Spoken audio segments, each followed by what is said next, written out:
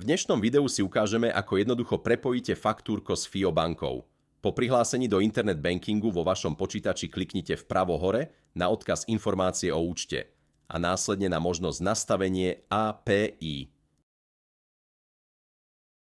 Tu klikneme na tlačidlo Pridať nový token. V sekcii práva tokenu zmeníme možnosť na sledovať účet a zadávať platobné príkazy a inkasá. Token si pomenujeme, napríklad faktúrko, zadáme svoj e-mail a klikneme na tlačidlo Odoslať. Požiadavku už len autorizujeme vo svojom telefóne. Vygenerovaný token si skopírujeme a presunieme do faktúrka. Vo faktúrku klikneme v ľavom menu na banky a potom na bankové účty.